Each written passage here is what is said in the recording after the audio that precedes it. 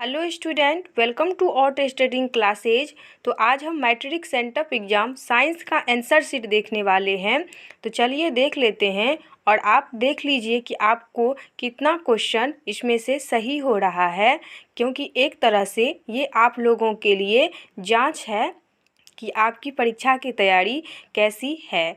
तो चलिए देख लेते हैं हमारा फर्स्ट क्वेश्चन क्या है। तो देखिए, फर्स्ट क्वेश्चन है प्रकाश के परावर्तन के नियम की संख्या है। तो बताइए आप लोग कि प्रकाश के परावर्तन के नियम की संख्या कितनी है। तो देखिए, इसका जो आपको राइट आंसर हो जाएगा, इसका राइट आंसर आपका बी हो जाएगा। इसका राइट आंसर बी हो जाएगा। तो चलिए देख लेते हैं हमारा सेकंड क्वेश्चन क्या है।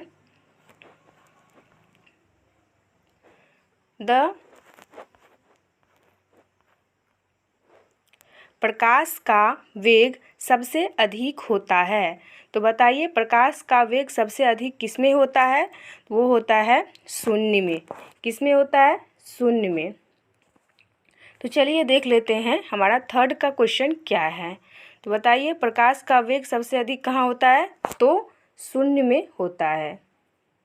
तो चलिए अब देख लेते हैं हमारा थर्ड क्वेश्चन क्या है। तो देखिए, थर्ड क्वेश्चन है प्रकाश का वर्ण विक्षेपण किस उपकरण से संभव होता है। तो बताइए प्रकाश का वर्ण विक्षेपण किस उपकरण से संभव होता है। तो वो प्रिज्म से होता है। तो थ्री का जो राइट आंसर हो जाएगा वो होगा सी। आपका सी राइट आंसर हो जाएगा। तो चलिए देख लेते हैं हमारा फोर का क्वेश्चन क्या है।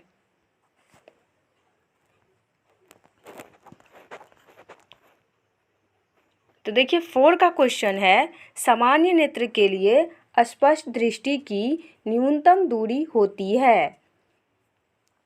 तो देखिए, ऑप्शन ए है 25 सेंटीमीटर और बी है 2.5 मीटर, सी है 25 मीटर, डी है 2.5 सेंटीमीटर। तो देखिए, सामान्य नेत्र के लिए स्पष्ट दृष्टि की न्यूनतम दूरी जो होती है वो होती है 25 सेंटीमीटर। कितनी होती है? 25 सेंटीमीटर। बहुत ही इम्पोर्टेंट क्वेश्चन है, तो आप लोग ज़रूर ध्यान में रखिएगा।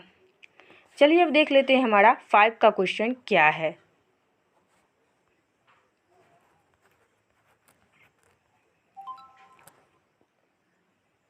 फाइव का क्वेश्चन है एक प्रिज्म कितने सतहों से घिरा रहता है।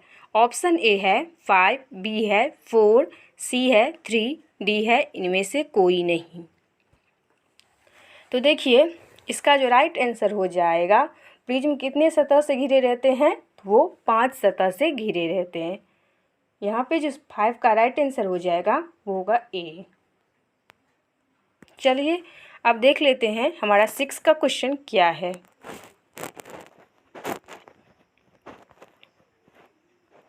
किस दर्पण से हमेशा वस्तु से छोटा प्रतिबिंब प्राप्त होता है। तो बताइए किस दर्पण से हमेशा वस्तु से छोटा प्रतिबिंब प्राप्त होता है। तो देखिए, 6 का जो राइट आंसर हो जाएगा वो होगा बी, क्योंकि उत्तल दर्पण से हमें छोटा प्रतिबिंब प्राप्त होता है। तो 6 का राइट आंसर क्या हो जाएगा? बी। चलिए अब देख लेते हैं हमारा 7 का क्वेश्चन क्या है।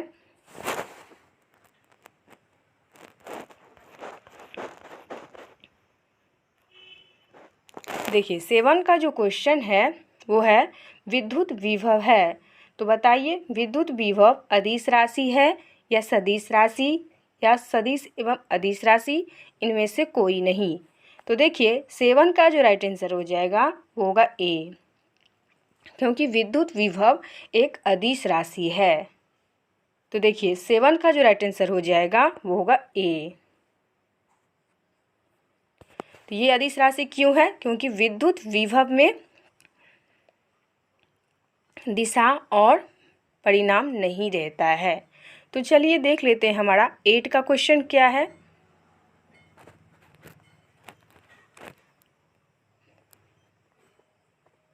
तो देखिए, 8 का जो क्वेश्चन है वो है साइड मिरर के रूप में प्रयुक्त होता है उत्तल दर्पण या उत्तल लेंस, सी अवतल दर्पण या फिर प्रिज्म। तो देखिए 8 का जो राइट आंसर हो जाएगा वो होगा ए, उत्तल दर्पण। देखिए जिस स्टूडेंट ने हमें ये क्वेश्चन भेजे हैं उनका सारे राइट दिखा रहे हैं, उनका लगता है उनका एग्ज़ाम बहुत अच्छे से गया है। तो चलिए अब देख लेते हैं हमारा 9 का क्वेश्चन क्या है।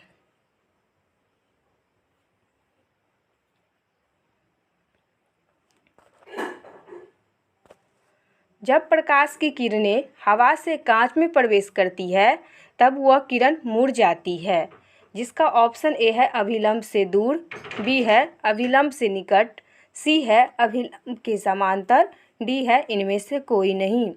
तो देखिए 8 का जो राइट आंसर हो जाएगा वो होगा बी, अभिलंब से निकट। तो देखिए 8 का राइट आंसर क्या हो जाएगा, तो बी, अभिलंब से निकट। चलिए अब देख लेते हैं हमारा 9 का क्वेश्चन क्या है।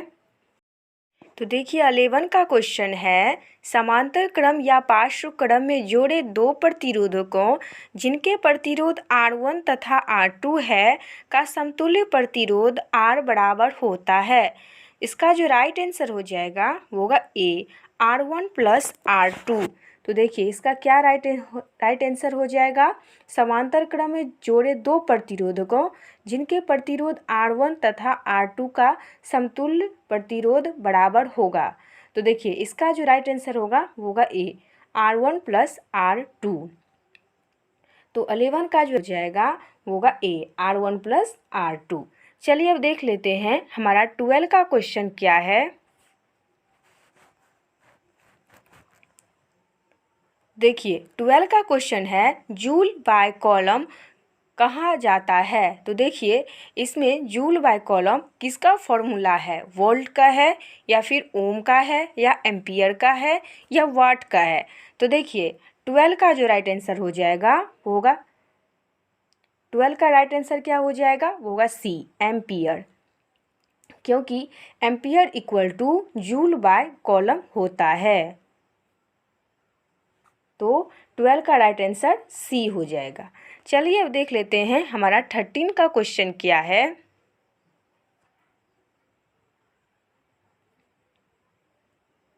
तो देखिए 13 का क्वेश्चन है, दूरदृष्टि दोष वाले नेत्र साफ साफ देख सकता है। तो बताइए दूरदृष्टि दोष वाले नेत्र साफ साफ देख सकता है, तो वो होता है दूर की वस्तुओं को वो साफ साफ देख सकता है। दूरदृष्टि दोष वाला व्यक्ति दूर की वस्तुओं को साफ साफ देखता है और निकट की वस्तुओं को वो साफ नहीं देख पाता है। तो 13 का जो राइट आंसर हो जाएगा वो होगा बी। तो चलिए देख लेते हैं हमारा 14 का क्वेश्चन क्या है। हमारे घरों में जो विद्युत आपूर्ति की जाती है वो है। तो इसका जो ऑप्शन ए है 220 वोल्ट पर दिष्ट धारा होती है, 12 वोल्ट पर दिष्ट धारा होती है, 220 वोल्ट पर प्रत्यवर्ती धारा होती है, 12 वोल्ट पर प्रत्यवर्ती धारा होती है। तो देखिए हमारे घर में जो विद्युत आपूर्ति होती है वो होती है 220 वोल्ट पर प्रत्यवर्ती धारा। तो देखिए 14 का जो राइट आंसर हो जाएगा वो हो जाएगा सी। तो चलिए अब देख लेते हैं हमारा 15 का क्वेश्चन क्या है।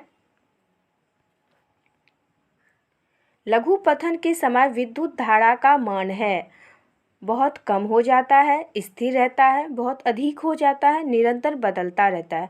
तो लघु पतन के समय जो विद्युत धारा का मान होता है वो होता है बहुत अधिक होता है। तो 15 का जो राइट आंसर हो जाएगा वो हो जाएगा सी। तो चलिए अब देख लेते हैं हमारा 16 का क्वेश्चन क्या है। बिजली का सुचालक है। तो बताइए बिजली का कौन सा सुचालक है, शुष्क वायु, कागज, मिट्टी का तेल, ग्रेफाइट। तो देखिए बिजली का जो सुचालक होता है वो होता है ग्रेफाइट। तो 16 का जो राइट आंसर हो जाएगा वो होगा डी। चलिए अब देख लेते हैं हमारा 17 का क्वेश्चन क्या है।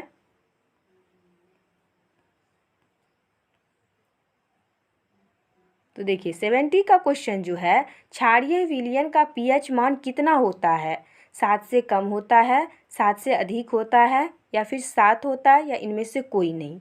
तो देखिए क्षारीय विलयन का पीएच मान जो होता है वो 7 से अधिक होता है और अम्लीय विलयन का 7 से कम होता है। तो यहाँ पे क्षारीय विलयन का पीएच मान बोल रहा है, तो यहाँ पे इसका 7 से अधिक होगा। तो 17 का जो राइट आंसर हो जाएगा वो होगा बी, 7 से अधिक। चलिए अब देख लेते हैं हमारा 18 का क्वेश्चन क्या है।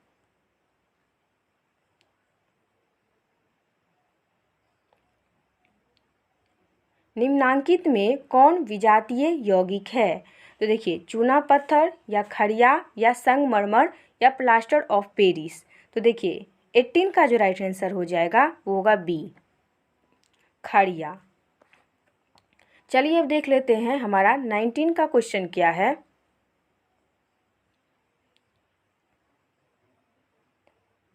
बेकिंग सोडा का रासायनिक सूत्र होता है। तो देखिए, बेकिंग सोडा का जो रासायनिक सूत्र होता है वो होता है सोडियम हाइड्रोकार्बोनेट। तो इसका जो 19 का जो राइट आंसर हो जाएगा वो हो जाएगा ए। चलिए अब देख लेते हैं हमारा 20 का क्वेश्चन क्या है।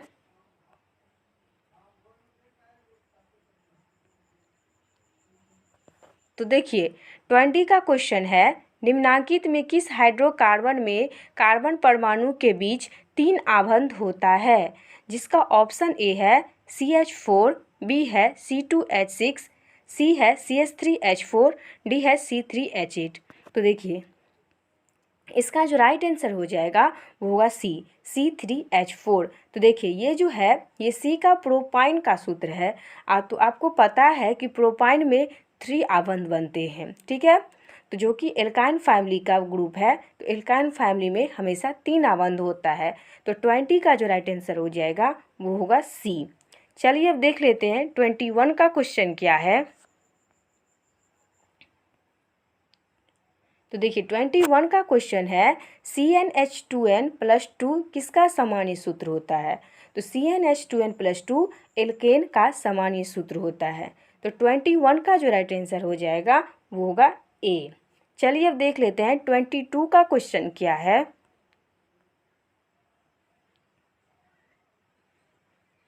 कार्बन यौगिक में कार्बन की संयोजकता होती है। तो बताइए कार्बन की संयोजकता कितनी होती है? तो वो 4 होती है। तो आपको पता है कि इलेक्ट्रॉनिक विन्यास कार्बन की कितना होता है? तो वो 2 और 4 होता है। तो कार्बन 72 कक्षा में जो इलेक्ट्रॉन रहता है वही हमारा संयोजकता होता है। तो कार्बन के 72 कक्षा में कितने इलेक्ट्रॉन होता है? वो होता है 4। इसीलिए हमारा संयोजकता क्या हो जाएगा? तो 4। तो 22 का जो राइट आंसर हो जाएगा वो होगा सी, 4। चलिए अब देख लेते हैं 23 का क्वेश्चन क्या है।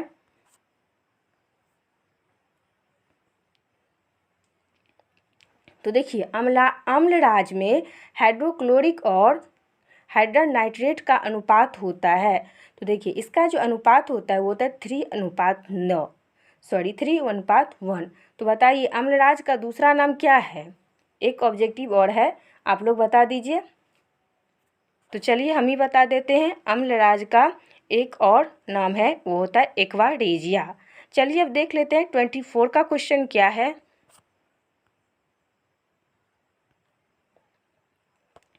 हमारे शरीर pH मान के किस सीमा में सही तरीके से कार्य करता है? तो 2 से 3 या 5 से 7 में या 7.0 से या 7.8 में या इनमें से कोई नहीं। तो देखिए 24 का जो राइट आंसर हो जाएगा वो होगा सी। चलिए अब देखते हैं 25 का क्वेश्चन क्या है। कौन सी अधातु कमरे के ताप पर द्रव अवस्था में रहती है? तो देखिए ब्रोमीन जो है वही हमारे कमरे के ताप पे द्रव्य होती है। तो 25 का राइट आंसर आपका ए हो जाएगा। चलिए अब देख लेते हैं 26 का क्वेश्चन क्या है।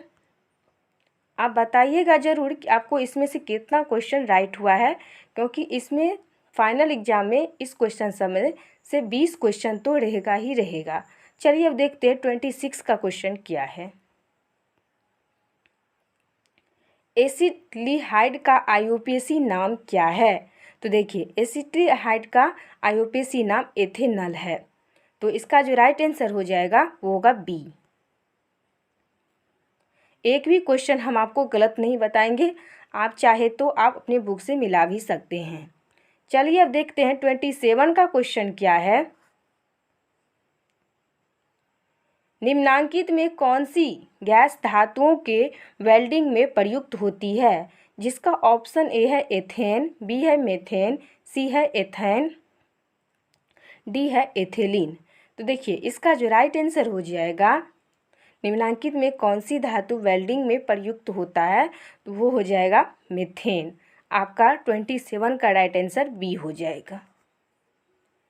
चलिए अब देख लेते हैं 28 का क्वेश्चन क्या है। निम्नलिखित में किस वैज्ञानिक ने तिर्यक नियम दिया था?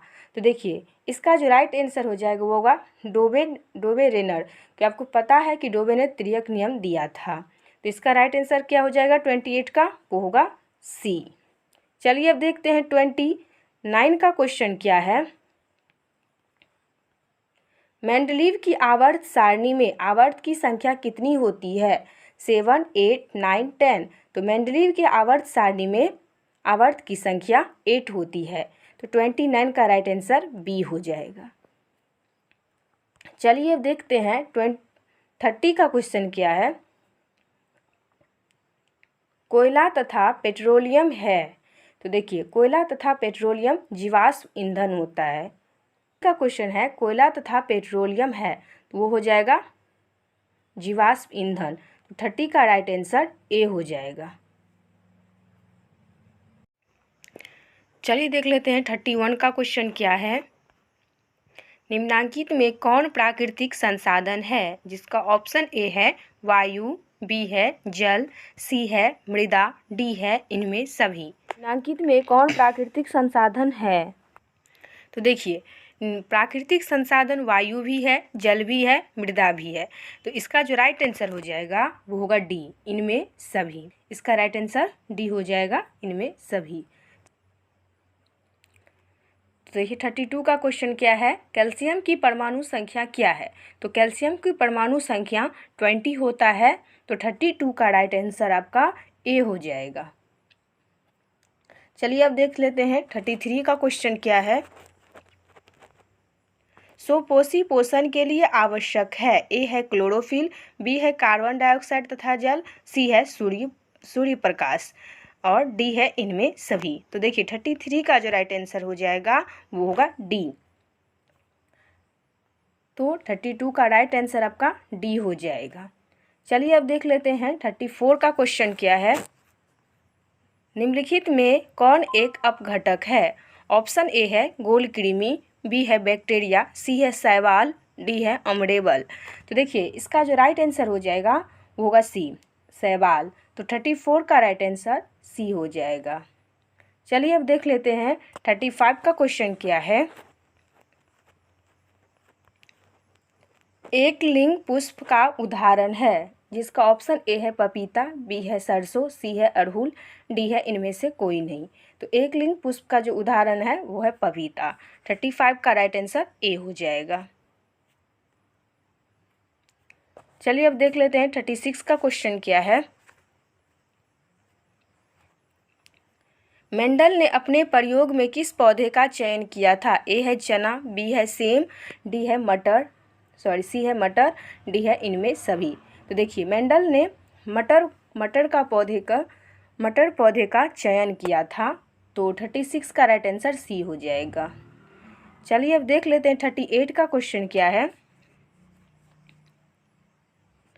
जीव किस प्रक्रम द्वारा अपनी संख्या में वृद्धि करते हैं? प्रजनन, जनन, श्वसन, पोषण। तो देखिए जीव जनन द्वारा अपनी संख्या में वृद्धि करता है। 37 का राइट आंसर बी हो जाएगा। देखिए 38 का क्वेश्चन क्या है। नर युग्म और मादा युग्म के संगलन को कहते हैं परागण, किण्वन, अंकुरन, निषेचन। तो देखिए 38 का जो राइट आंसर हो जाएगा वो होगा डी, निषेचन। 38 का राइट आंसर क्या हो जाएगा? डी, निषेचन।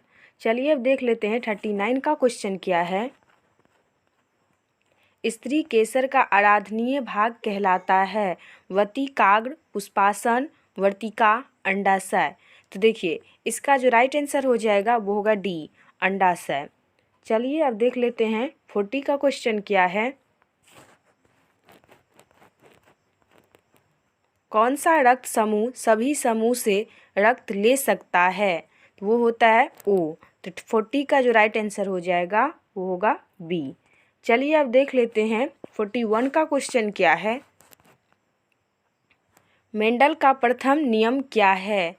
ऑप्शन ए है मेंडल का स्वतंत्र विन्यास का नियम, बी है पृथ्वीकरण नियम, सी है प्राकृतिक चयन का नियम, डी है इनमें से कोई नहीं। तो 41 का जो राइट आंसर हो जाएगा वो होगा बी।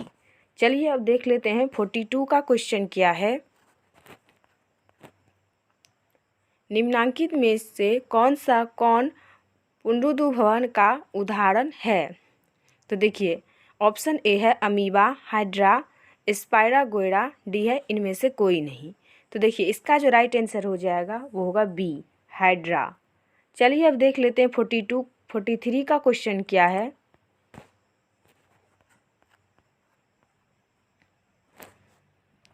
गर्भपात की सुरक्षित अवधि कितनी होती है? तो गर्भपात की सुरक्षित अवधि 3 महीने के भीतर होता है। तो 43 का राइट आंसर सी हो जाएगा। चलिए अब देख लेते हैं 44 का क्वेश्चन क्या है। भागते या दौड़ते समय कौन सा हार्मोन सक्रिय होता है? तो देखिए इसका जो राइट आंसर हो जाएगा 44 का वो होगा बी, एड्रेनलिन। चलिए अब देख लेते हैं 45 का क्वेश्चन क्या है।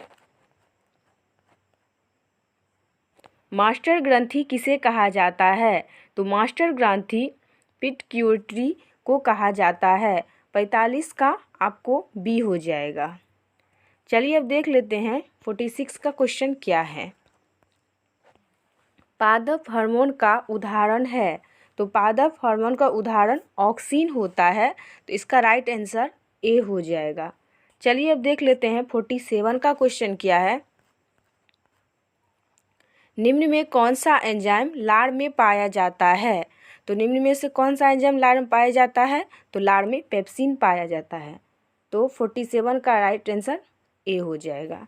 चलिए अब देख लेते हैं 48 का क्वेश्चन क्या है। निम्न में कौन सा प्रभावी गुण है?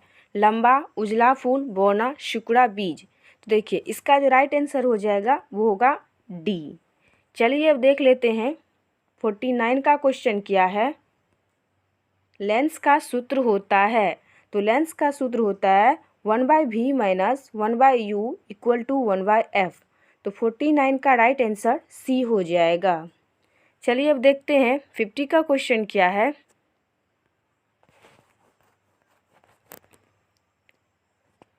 द्विअवतल लेंस को कहा जाता है। तो द्विअवतल लेंस को अपसारी लेंस कहा जाता है। तो 50 का राइट आंसर ए हो जाएगा। चलिए अब देखते हैं 51 का क्वेश्चन क्या है। चलिए देख लेते हैं। उत्तल लेंस की क्षमता होती है धनात्मक या ऋणात्मक, शून्य, इनमें से कोई नहीं। उत्तल लेंस की क्षमता ऋणात्मक होती है। उत्तल लेंस की क्षमता क्या होती है? ऋणात्मक। तो इसका राइट आंसर बी हो जाएगा। चलिए अब देख लेते हैं 42 का क्वेश्चन क्या है। प्रकाश के अपवर्तन के कितने नियम हैं? तो प्रकाश के अपवर्तन का 2 नियम होता है। तो राइट आंसर सी हो जाएगा। चलिए अब देखते हैं 53 का क्वेश्चन क्या है। कौन रंग खतरे के सिग्नल में उपयोग होता है? नीला, हरा, लाल, पीला। तो 53 का राइट आंसर सी हो जाएगा, लाल। चलिए अब देखते हैं 54 का क्वेश्चन क्या है। विद्युत तार सामान्यतः होता है काले रंग का, लाल रंग का, हरा रंग का, हल्के रंग का। तो विद्युत तार का लाल रंग का समानांतर कलर होता है। तो इसका राइट आंसर बी हो जाएगा। चलिए अब देख लेते हैं 55 का क्वेश्चन क्या है। विद्युत मोटर परिवर्तित करता है। विद्युत मोटर किसको परिवर्तित करता है? यांत्रिक ऊर्जा के विद्युत ऊर्जा में। यांत्रिक ऊर्जा को विद्युत ऊर्जा में विद्युत मोटर परिवर्तित करता है। तो 55 का राइट आंसर ए हो जाएगा। चलिए देखते हैं 56 का क्वेश्चन क्या है। किसी चालक का प्रतिरोध निर्भर करता है चालक की लंबाई पर, चालक की प्रकृति पर, चालक के अनुप्रस्थ काट क्षेत्रफल पर, इनमें सभी। तो देखिए 56 का राइट आंसर डी हो जाएगा इनमें सभी। चलिए अब देख लेते हैं 58 का क्वेश्चन क्या है। और ये 57 का क्वेश्चन देखिए, देख लेते हैं। 1 कूलम आवेश में इलेक्ट्रॉन की संख्या है 6.25 गुने 10⁸ 18। तो देखिए 1 कूलम आवेश की इलेक्ट्रॉन की संख्या होती है 6.25 गुने 10⁸18। तो इसका राइट आंसर ए हो जाएगा। चलिए अब देख लेते हैं 58 का क्वेश्चन क्या है। कौन नाभिकीय विखंडन को नियंत्रित करने में प्रयुक्त होता है? तो नाभिकीय विखंडन के नियंत्रित में प्रयुक्त होता है वो होता है कैडमियम का छड़। तो 58 का राइट आंसर सी हो जाएगा। चलिए अब देख लेते हैं 59 का क्वेश्चन क्या है। किस देश को पवनों का देश कहा जाता है? तो डेनमार्क को पवन का देश कहा जाता है। तो 59 का राइट आंसर बी हो जाएगा। चलिए अब देख लेते हैं 60 का क्वेश्चन क्या है। अपघटन अभिक्रिया का उदाहरण है। तो अपघटन अभिक्रिया का उदाहरण बी है, इसका राइट आंसर बी हो जाएगा। चलिए अब देख लेते हैं 61 का क्वेश्चन क्या है। क्लोरोफॉर्म का अणुसूत्र होता है। तो क्लोरोफॉर्म का अणुसूत्र CaSO4 2H2O होता है।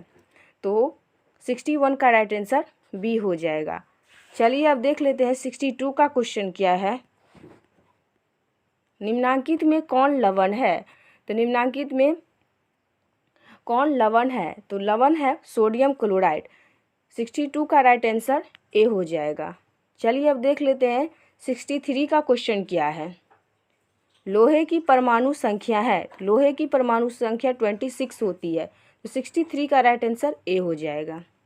चलिए अब देख लेते हैं 64 का क्वेश्चन क्या है। किस धातु को चाकू से सरलता से काटा जा सकता है? तो सोडियम को चाकू से सरलता से काटा जा सकता है।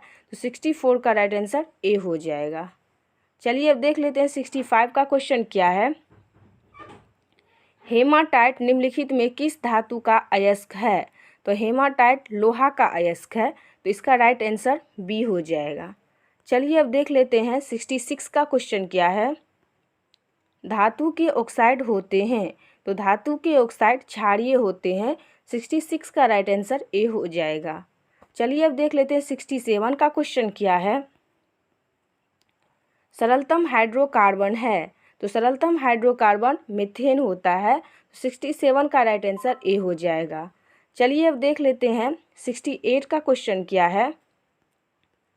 दही में कौन सा अम्ल पाया जाता है? तो दही में लैक्टिक अम्ल पाया जाता है। तो 68 का राइट आंसर क्या हो जाएगा? 68 का राइट आंसर आपका बी हो जाएगा, लैक्टिक अम्ल। चलिए अब देख लेते हैं 69 का क्वेश्चन क्या है। रबर एक बहुलक है। तो एथिलीन, प्रोपीन का, एसिटिलीन का, आइसोप्रीन का।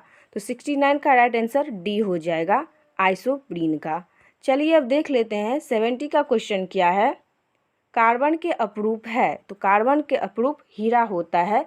तो 70 का राइट आंसर ए हो जाएगा। चलिए अब देख लेते हैं 71 का क्वेश्चन क्या है। मनुष्य में गुणसूत्रों की संख्या होती है। तो मनुष्य में गुणसूत्रों की संख्या 46 होती है। तो 71 का राइट आंसर सी हो जाएगा। चलिए देख लेते हैं 72 का क्वेश्चन क्या है। निम्नलिखित में कौन उत्सर्जी अंग है? तो निम्नलिखित में कौन सा उत्सर्जी अंग है? उत्सर्जी अंग वृक्क है। तो 72 का राइट आंसर बी हो जाएगा। चलिए अब देख लेते हैं 73 का क्या क्वेश्चन है। वृक्क की रचनात्मक एवं क्रियात्मक इकाई है। तो वृक्क की रचनात्मक एवं क्रियात्मक इकाई नेफ्रॉन होता है। तो 73 का राइट आंसर बी हो जाएगा। चलिए अब देखते हैं 74 का क्वेश्चन क्या है। पाचन क्रिया पूर्ण होती है। तो पाचन क्रिया पूर्ण होती है छोटी आंत में। तो 74 का राइट आंसर सी हो जाएगा। चलिए अब देख लेते हैं 75 का क्वेश्चन क्या है। उच्च रक्तचाप कहलाता है। तो उच्च रक्तचाप हाइपोटेंशन होता है। तो 75 का राइट आंसर बी हो जाएगा। चलिए अब देख लेते हैं 76 का क्वेश्चन क्या है। एंड्रोजन है। तो एंड्रोजन नर हार्मोन होता है। तो 76 का राइट आंसर ए हो जाएगा। चलिए अब देख लेते हैं 77 का क्वेश्चन क्या है। सबसे छोटी अंतःस्रावी ग्रंथि है, तो सबसे छोटी अंतःस्रावी ग्रंथि पिट्यूटरी होता है, तो 77 का राइट आंसर बी हो जाएगा। चलिए अब देख लेते हैं 78 का क्वेश्चन क्या है। पुरुष का मिथुन अंग है, तो पुरुष का मिथुन अंग प्रियोपियूस होता है, तो 78 का राइट आंसर ए हो जाएगा। चलिए अब देख लेते हैं 79 का क्वेश्चन क्या है। मनुष्य के वैज्ञानिक नाम होता है, तो मनुष्य का वैज्ञानिक नाम होमो स्पेन होता है, तो इसका होमो स्पेन नहीं, इसका राइट आंसर होमो स्पेंस होता है, तो 79 का राइट आंसर बी हो जाएगा। चलिए देख लेते हैं 80 का क्वेश्चन क्या है।